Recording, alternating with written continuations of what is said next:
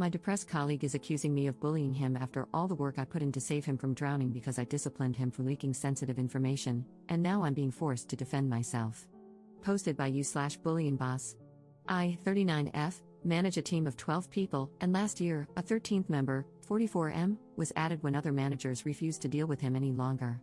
He has been diagnosed with depression and generalized anxiety disorder. He is morbidly obese and suffers from musculoskeletal problems related to obesity and diabetes. When he was assigned to me, it was because I had successfully helped other mentally ill staff members, and I was happy to take him on, believing I could help. We made progress and steadily increased his level of work. While it has never reached an acceptable level, I made accommodations to relieve pressure, hoping this would lead to sustained long-term improvement. I also sought out equipment to help him be more physically comfortable given his obesity. I felt we were making progress.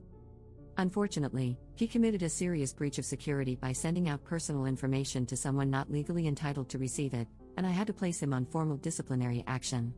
Since then, he has been on sick leave for over 3 months.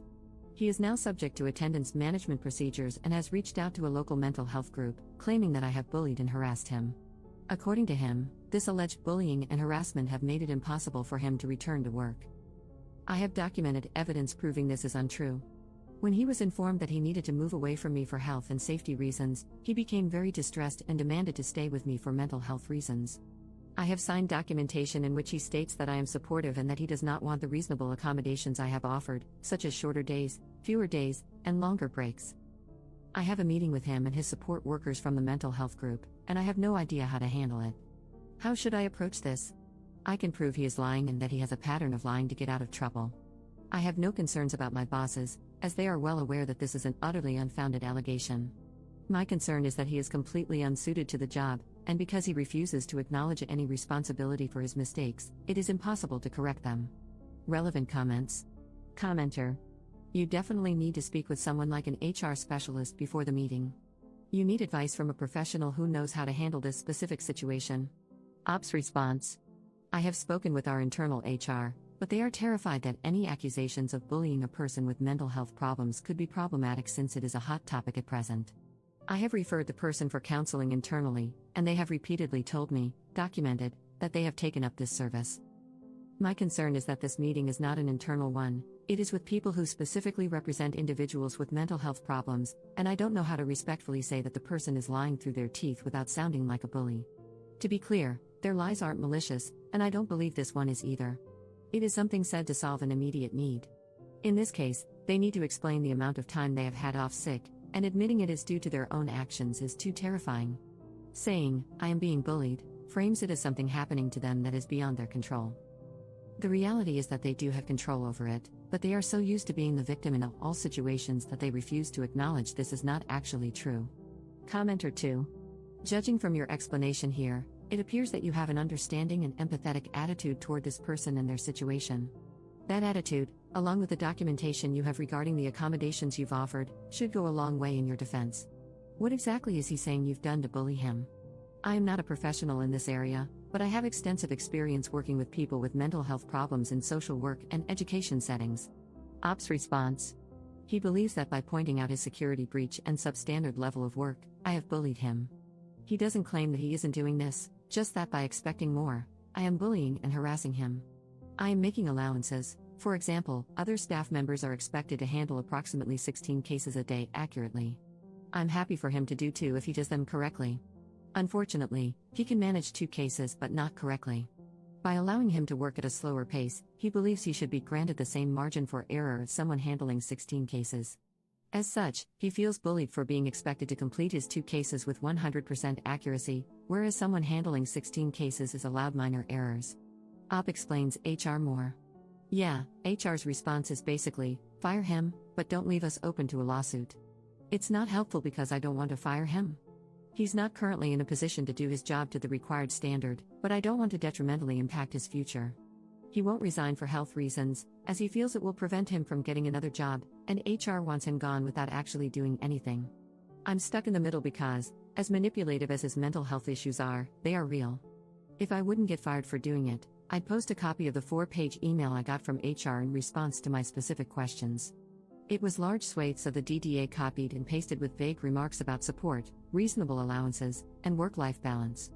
I can only assume they put someone's idiot nephew in charge of the inbox on the day I contacted them.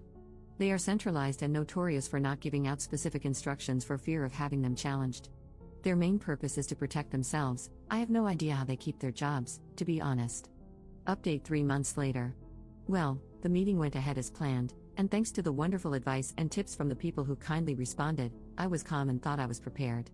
Boy, was I wrong. My colleague and his support worker were both there, and the meeting started really well. I asked how he was doing, what steps he was taking to prepare himself to return to work, etc., and nothing unexpected came up. As arranged, I brought up the allegations of bullying and asked for some specific examples to help me understand what was happening. After worrying myself sick about this, his answer was actually pretty disappointing. He gave no examples and only offered vague explanations about his anxiety making him overreact to other people's conversations, which made him feel like he was being picked on. I advised him, and my boss backed me up, that there was literally nothing I could do about that. I patiently explained that I could not ban people from talking, and I would not sit in silence to ensure that he never heard anything he didn't like. My boss stressed that his poor performance needed to be addressed and that this was part of my job, emphasizing that doing so was in no way harassment. His support worker agreed with that, and we had a brief chat about how I could better communicate. To be honest, there was nothing they said that was particularly helpful, but I did agree to be mindful of their condition moving forward. Then it got weird. I asked if there was anything I could do to help him transition back into work. This normally involves a phased return, changing to part-time hours, etc., but not this time. As I was talking, he started taking paperwork out of a folder, and I should have realized something was up when his support worker sighed deeply and slumped down in his chair. My colleague requested that he be allowed to bring an emotional support animal to work with him, namely, a support cat. We are in the UK, and this is not the norm, so I was a bit surprised. He had not settled on a breed yet but was torn between an Abyssinian and a Siamese. I thought pointing out some obvious difficulties with this idea might make him realize how inappropriate it would be. For example, I pointed out that we have a guide dog in the building for a partially sighted colleague. His name is Rufus, and he is by far the most popular person in the building, the dog, not the human, and they may not get along with a cat. He responded by telling me that it was illegal to discriminate by favoring one disability over another and that if a blind person could have a guide dog, a depressed person could have a cat. I moved on from this, clearly idiotic, point and asked how a cat would react to being placed in a pet carrier twice a day to travel to and from work. He advised me that he would train the cat. My boss became very agitated at this point, demanding, "How the hell do you train a cat?" Not to be deterred, my colleague stated that, in the worst-case scenario, he would leave the cat at work overnight and only take him home on weekends. I asked how he intended to cope with litter tray cleaning, etc. Given his serious weight issues, bending down to empty a litter tray would be difficult for him. He presented me with a spreadsheet he had created, featuring a team rota for cleaning up after the cat and feeding it. He had also calculated the costs of food, insurance, and the actual price of the cat on said spreadsheet, which included an expected donation from each team member, on a sliding scale depending on how he perceived their financial circumstances. I was paying the most, as I am single, earn more, and have no dependent children. The spreadsheet was quite impressive, color-coded and everything. I politely said no to that, and he then started insisting that the company should pay, as it would be a legitimate business expense to accommodate his disabilities.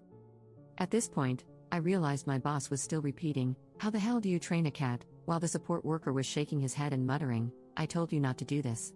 So, I made a unilateral decision on behalf of my company and advised him, in no uncertain terms, that we would not be buying any cats, we would not be cleaning up after any cats, because we would not be permitting him to bring any cats onto the premises. He was not happy. He complained that I was making it impossible for him to return to work. My boss took a break from his cat training mantra to say that we had perhaps gone as far as we could for the time being and that we should end the meeting at this point. As we were leaving, he made a point of telling the support worker, "There will be no bloody cats." The support worker nodded and agreed that this was entirely fair. I didn't hear anything from him for a week or so, then received another 4-week sick note from him. So, I called, as per our company procedure, to check in and see how he was doing. He was still very unhappy about my discriminatory anti-cat stance and advised that he would be taking it further.